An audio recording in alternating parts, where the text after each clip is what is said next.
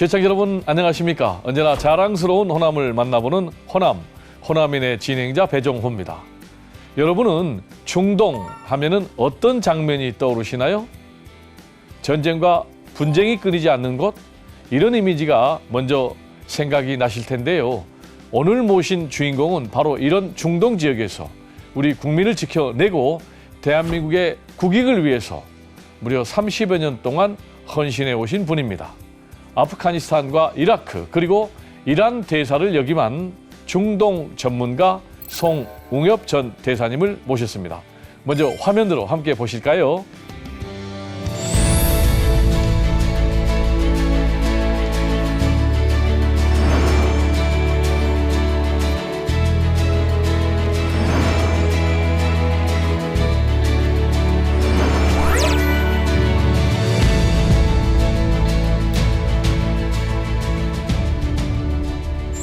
대사님 안녕하세요. 예, 만나서 반갑습니다. 네, 얼굴 보니까 아주 인생 편하게 잘 사신 얼굴이네요. 그렇게 예쁘게 봐주시니 고맙습니다. 평생을 직업 외교관 하신 거예요? 그렇죠. 네, 몇 년 정도 하셨나요?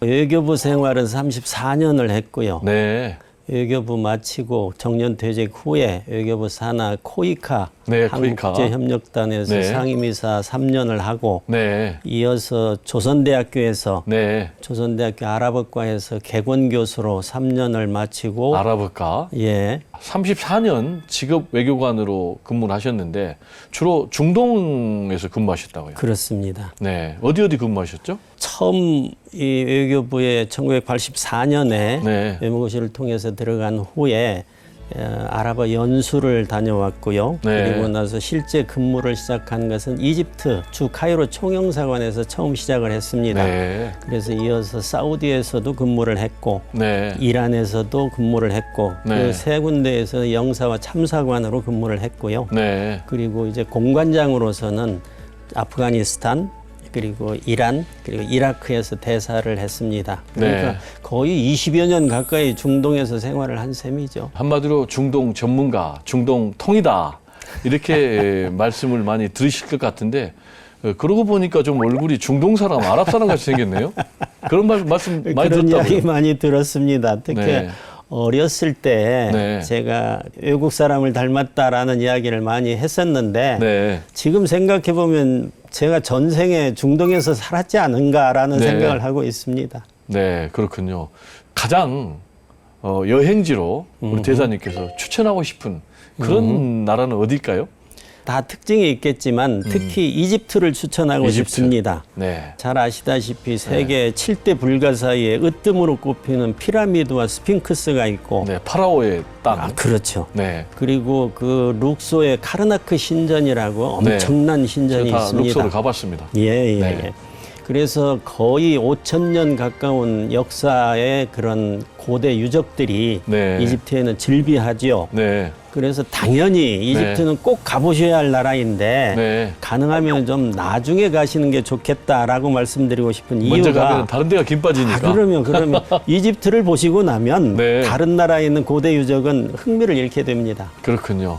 그러면 이제 이집트에 계실 때 가장 인생에 기억이 남을 만한 그런 추억거리 하나 소개해 주십시오.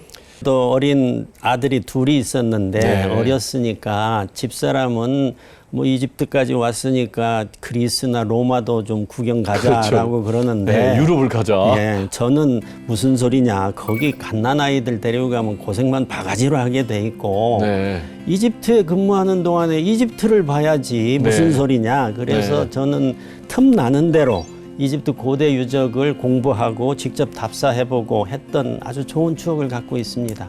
그렇군요. 고향이 전라북도 김제십니까? 김제입니다. 네, 김제 하면은 어릴 때 어떤 추억이 있습니까? 김제는 그 한반도에서 가장 넓은 호남 평야의 중심지입니다. 네. 그리고 저는 1958년 개띠해에 네. 8남매 막내로 김제에서 태어나서 중학교까지 다녔습니다. 평야를 막 뛰어다녔습니까? 아, 그럼요. 그 김제라는 게 대한민국에서 지평선이 보이는 거의 네. 유일한 지역이라고 저는 알고 그렇군요. 있습니다. 네. 그러니까 호연지기를 키울 수 있었죠. 네. 그래서 중학교 때까지의 그 추억은 엄청 많고요. 네. 예를 들면은 뭐 구슬치기, 연날리기, 잠자리 잡기, 네. 뭐 수영하기, 썰매 타기 등등등 이 사시사철 계절의 변화에 따라서 네. 동네 친구들하고 이 자연을 벗삼아서 뛰어놀았던 그 추억은 지금도 그립습니다. 자, 우리 대사님의 인생을 이제 세 가지 키워드 중심으로 좀 살펴볼까 하는데요. 예. 첫 번째 키워드가 굉장히 시적으로 표현해 놨네요. 운명을 사랑하라. 예. 이건 무슨 뜻입니까?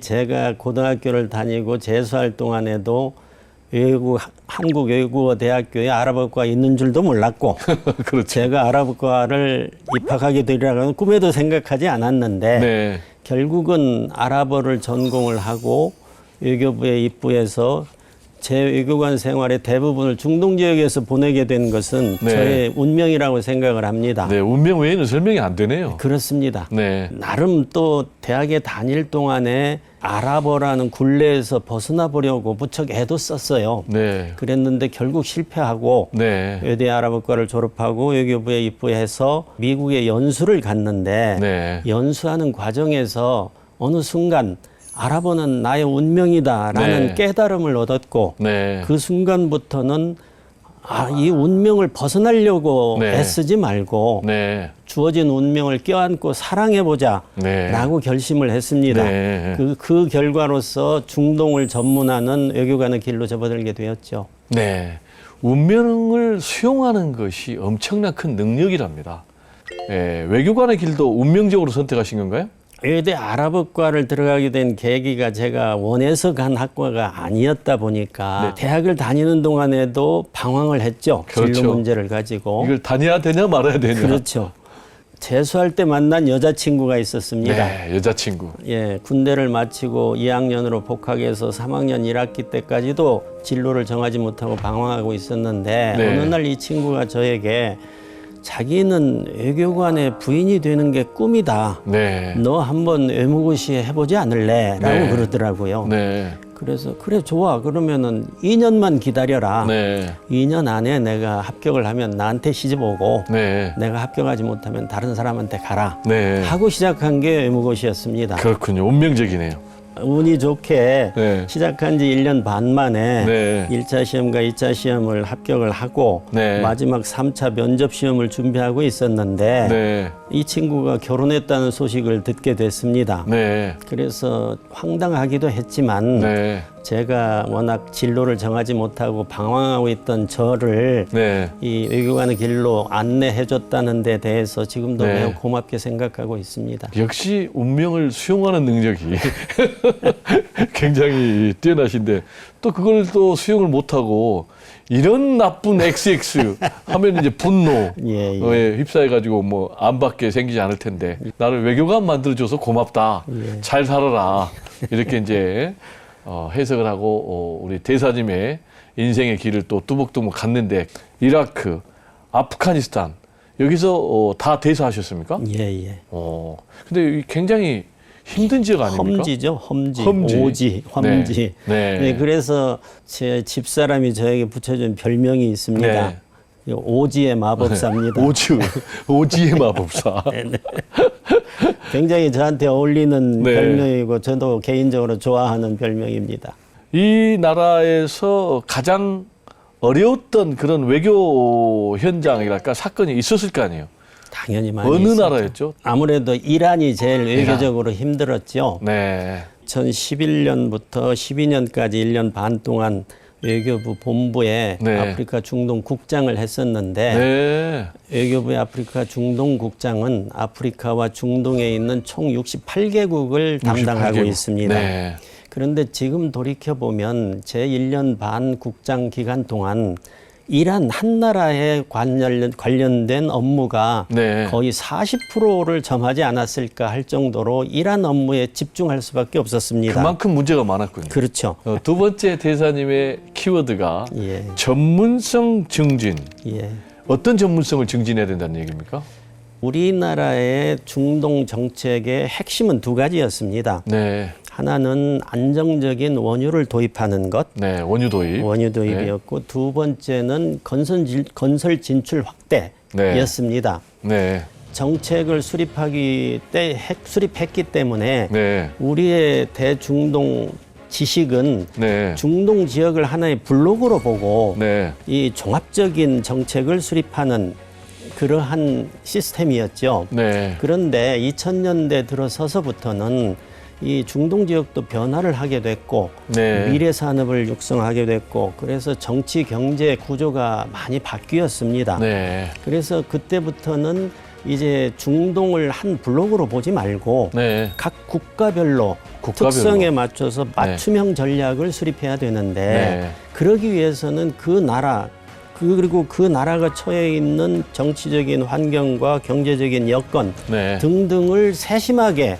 네. 알아야 될 거 아니겠습니까? 네. 그래서 전문성이 필요하다라고 네. 생각을 했고 저 자신도 전문성을 강화하려고 애를 썼고 제 후배들에게도 전문성을 강조하게 됐었죠. 근데 중동 국장을 하실 때 한국형 신중동 정책 이거를 제시해서 굉장히 히트를 쳤다는데 한국형 신중동 정책의 핵심이 뭘까요?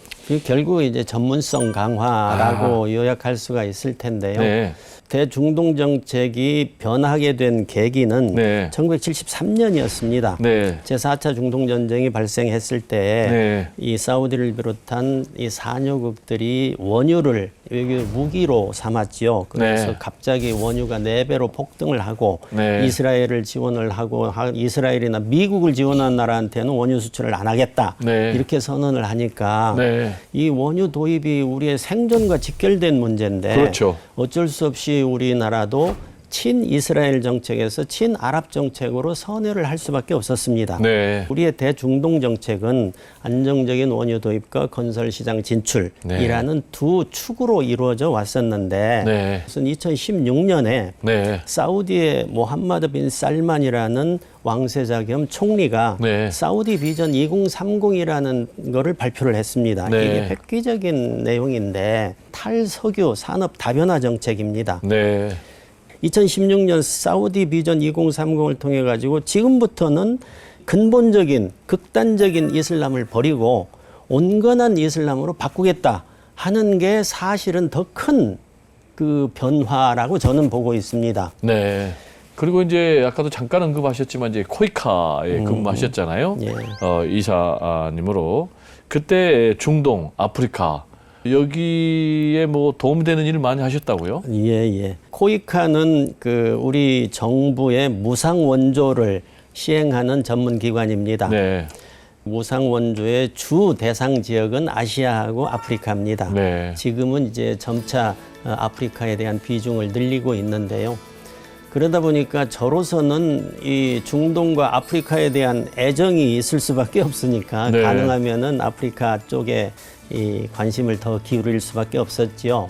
제가 이제 느꼈던 가장 큰 보람은 에티오피아를 방문을 했었는데요. 에티오피아는 6.25 때 16개 참전국 중에 하나입니다. 그 먼 나라에서 5차례에 걸쳐서 6,000명의 군대를 보내왔습니다. 네. 그 군대들도 보통 군대가 아니고요. 네. 왕 호위병들을 보내왔어요. 네. 네. 참전 용사분들과 그 후손들을 만나서 감사함을 표현하고 그리고 다양한 지원을 해줬던 기억이 가장 뿌듯하게 남아 있습니다. 네. 개발협력 외교. 이것과 관련해서 대사님은 줄 때도 두 손으로 줘야 된다. 이렇게 말씀하셨는데 이 정확한 의미가 뭔가요? 공손해라, 상대를 존중해라 이런 의미입니까? 그렇습니다. 네. 예전에는 원조라는 용어를 썼는데요. 네. 원조라는 용어에는 시혜를 주는 나라와 네. 받는 나라라는 이분법적인 그런 의미가 내포되어 있습니다. 네. 지금은 개발협력이라는 용어를 쓰고 있는데 거기에는 동등한 파트너다라는 네. 개념이 녹아 있는 거지요. 네. 개발협력을 추진하는 데 있어서 가장 중요한 거는 개발협력 대상국들이 주인의식을 갖도록 하는 것이 가장 중요하다라는 네. 생각을 했습니다. 이 대상국들의 이 역사와 문화와 그들이 정책을 수립한 그 우선순위를 네. 존중을 해서 거기에 맞춰서 우리가 개발 협력을 해야 된다라고 생각을 했던 거고요. 이렇게 단기간 내에 원조를 받는 나라에서 주는 나라로 바뀐 것은 우리나라가 유일합니다. 네. 그러니까 이제는 우리가 국제사회로부터 받았던 그 시혜를 국제사회에 되돌려줄 때가 됐다. 네. 그런데 그 고마움을 표현하는데 한 손으로 할 수는 없는 거 아니냐. 네. 두 손으로 공손하게 우리의 고마움을 표현을 하자라는 의미로 드린 말씀이었죠. 자, 세 번째 대사님의 인생 키워드가 또 굉장히 시적입니다. 순수한 감성 함양. 예. 왜 순수한 감성을 함양시켜야 됩니까? 예. 저는 외교관으로서 쭉 살아오면서 전혀 만난 적이 없는, 그리고 우리와 너무 다른 그런 사람들을 만나서 각자의 국가 이익을 보존하고 증진하기 위한 협상을 벌이는 일을 해왔잖아요. 네. 협상을 성공하기 위해서, 외교적 협상을 성공하기 위해서 가장 필요한 게 뭘까라는 거를 이제 나름대로 고민한 결과 네. 처음에 언급했던 그 나라의 역사와 그 나라의 언어와 그리고 그 나라가 처해 있는 여러 가지 상황에 대한 전문적인 지식이 물론 바탕이 돼야 되겠지만, 결국은 상대방이 나를 신뢰하게 만드는 게 굉장히 중요하겠다라는 생각을 했고, 상대방이 나를 신뢰하게 만드는 가장 좋은 방법은 뭘까? 인간 본연의 순수한 감성을 가지고 접근을 했을 때 네. 나도 그들을 이해할 수 있고 그들도 나를 이해하고 상호 신뢰가 가능하지 않겠느냐라는 생각을 했기 때문에 그러한 순수한 감성을 키우려고 애를 썼던 겁니다. 네. 감성적 터치. 그렇습니다. 그러니까 결국은 인간적인 신뢰로 그렇습니다. 이어진다. 그렇습니다. 네, 나는 특히 이제 중동 사람들은 우리하고 익숙치가 않고 정서가 다른 부분이 있습니까? 좀 생경한 그런 지역이잖아요. 그러니까 네, 지역은 더더욱 그렇지만 중동인이 예. 우리의 어떤 의식 구조하고 좀 다른 부분이 있냐를 굉장히 유사합니다. 사실은. 네, 의리를 중요하게 생각합니까? 그렇죠. 실제로 중동에 대한 영어의 표현은 미들 이스트잖아요. 네, 미들 이스트. 예. 네. 중동의 가장 큰 매력은 뭡니까? 여러 가지가 있지만 저는 두 가지를 꼽고 싶은데요. 네. 이집트 문명, 메소포타미아 문명, 그리고 페르시아 문명을 지금까지도 그 웅장하게 남아있는 고대 유적들이 엄청난 매력이라고 느꼈고요. 조금 생소하게 느낄지 모르겠습니다만 중동 지역의 자연 환경에 네. 대한 묘한 매력을 느꼈습니다. 네. 중동 하면은 우리가 흔히 사막을 떠올리고 네. 사막 하면은 모래를 떠올리기가 쉬운데 네. 사실은 학술적으로 말씀드리면 사막이라는 것은 땅의 조건이 아닙니다. 땅이 뭘로 돼 있는지 그거는 무관하고 1년 연평균 250mm 이하의 강수량이 있는 건조한 지역을 사막기후라고 합니다. 네. 그리고 나무가 하나도 없는 중동 산맥이 이렇게 높은 산맥이 많습니다. 우리나라의 산은 나무가 울청하고 그 여성적인 부드러움을 간직하고 있다면 중동의 산들은 이 바위들이 이 근육이 울퉁불퉁 이렇게 드러나 있는 남성적인 매력을 갖고 있다라는 느낌을 많이 받았습니다. 네. 지금 중동 지역의 한류 열풍 어느 정도입니까? 대단하지요. 네. 예를 들면 제가 근무했던 이란에서 대장금이라는 드라마를 상영을 했는데 네. 한때는 그 나라 공식 그 언론 보도에 의하면 시청률이 90%를 넘었다는 야, 보도가 있었어요. 그러니까 있을 수 없는 일이 있을 수 없는 거잖아요. 네. 그 정도로 막강한 센세이션을 일으켰던 거고, 실제로 제가 대사로 가서 세종학당이라는 걸 개설을 했습니다. 네. 테헤란에. 거의 대부분이 한국 드라마와 케이팝에 대한 매력 때문에 한국을 공부하게 됐다라고 네. 이야기를 합니다. 네. 등등 이란뿐만이 아니고 중동 전반적으로 최근 들어서 K-드라마, K-팝뿐만이 아니고 K-푸드, K-뷰티, 화장품 등등 이 K-컬처의 인기는 엄청나게 확산되고 있습니다. 자, 귀한 말씀 듣다 보니까요. 이제 벌써 마무리할 시간이 다 됐는데요.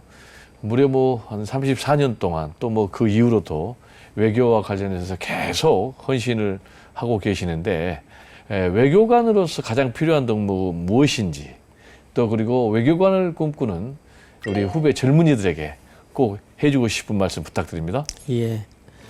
저는 우리 청년들에게 외교관이라는 직업을 강하게 추천드리고 싶은데요. 네. 왜냐하면은 외교관은 우리나라의 국익을 위해서 애쓰는 직업이거든요.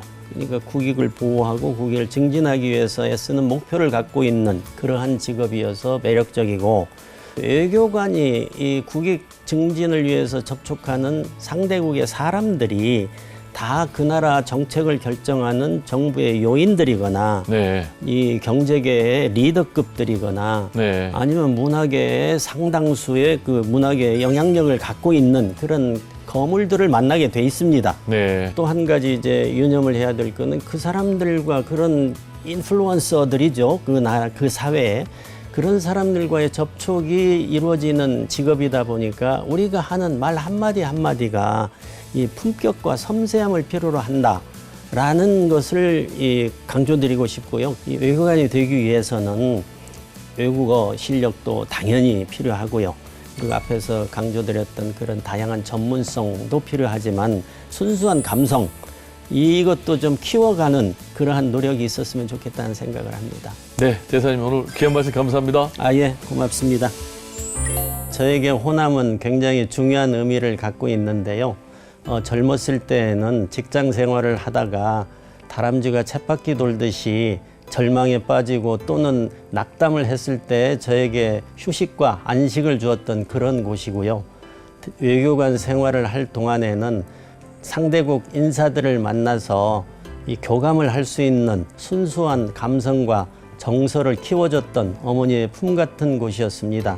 제가 이제 언젠가 삶을 마치고 이 호남에 돌아와서 영원한 안식을 취할 그런 곳이라고 생각을 합니다. 오늘 호남인에서는 30여 년간 중동 분쟁의 최전선에서 대한민국의 국익을 지켜오신 외교관 송웅엽 전 대사님을 만나봤는데요. 외교란 결국 사람과 사람의 만남이고 신뢰와 진심이 쌓여서 국가의 품격이 된다는 말씀, 우리 시청자 여러분들도 많이 공감하셨죠? 호남인 지금까지 함께해 주신 시청자 여러분들께 진심으로 감사드리고요. 다음 이 시간에 더 멋진 모습으로 여러분들 찾아뵙겠습니다. 감사합니다.